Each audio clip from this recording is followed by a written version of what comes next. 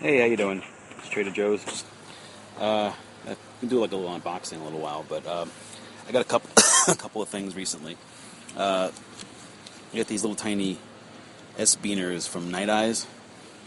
They're very small, so I'm gonna put them on my keychain and stuff. You know, if you have a key you want to take on and off. You know, it's also I also got the idea from Kylie Harris regarding maybe putting in the back of that other knife that I had sent out to get sharpened. The Benchmade 940 Osborne, and maybe I don't know if it'll fit on there. I gotta see. They had smaller ones, but they were like part of like a key ring that had like 7 or 8 of them, even smaller, maybe half the size. You know, these are like maybe an inch long. They also had this. I got both of these in REI sportswear, REI Sports. Let's see, and it was $2.50 for these 2-pack. And then I got this, and this is a carbon fiber carabiner, whatever you want to say it. I call it carabiner. And yeah, it's got carbon fiber, made of carbon fiber. And interesting, it says, not intended for climbing, right? And yet it also says not intended for climbing or supporting human weight or loads overhead, for accessory use only. Feather light, 500-pound braking strength. So, if it can handle 500 pounds, why couldn't you? You know, I don't know. Either way, I don't know. I mean, and let's see if the price is on there. Let's see if you can see that. I'm using the, and it says $25. I don't think I paid that much though. I don't know. But I also got this in REI. And then, a number of years ago, I found this knife.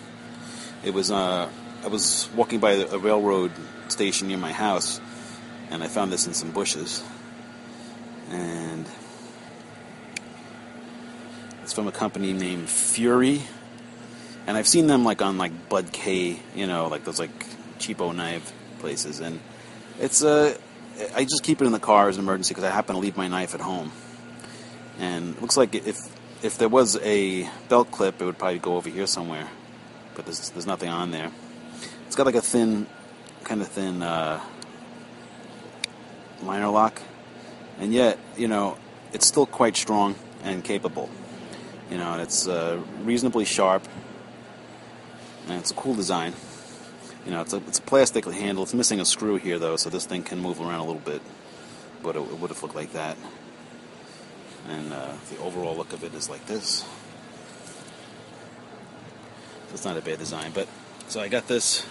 I occasionally buy shoes from Zappos because I like how quickly they send stuff, and their return policy is very nice.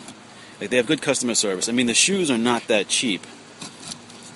You know, I mean, you can get them cheaper someplace else, but if you're looking for service, this is a good place to go for shoes. So, I've always wanted to get a pair of these, but I never really did. But let's see.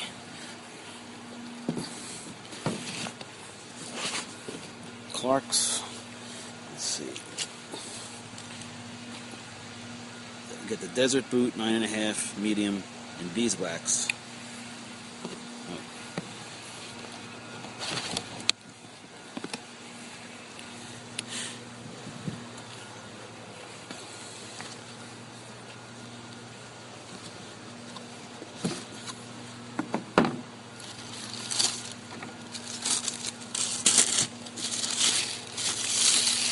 I didn't want to get the suede because I'm afraid of the weather, you know.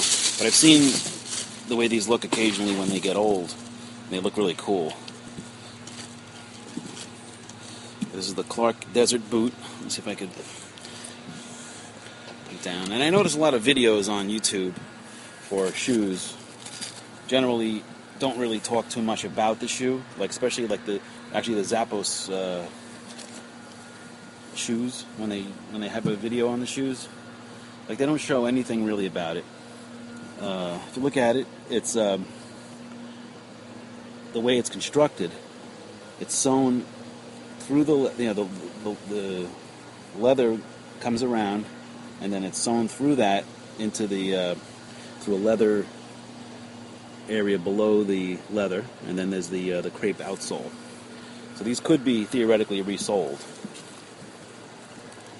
This is the Clark's original desert boot.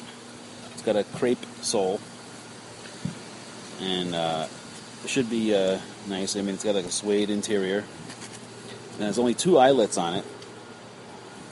So, it's more of a casual shoe, but I've seen people wearing them, and they kind of go with they go good with jeans and stuff like that. I'm going to try these out, and I kind of like the shape, It's kind of a classic, international classic. And, the other thing I noticed, they don't show, like, how it's made inside or anything, so. But I will. And, I've heard mixed reviews regarding the type of sole and traction on various surfaces. I mean, right now it's on top of the glass in the back window of the car, and it is not moving.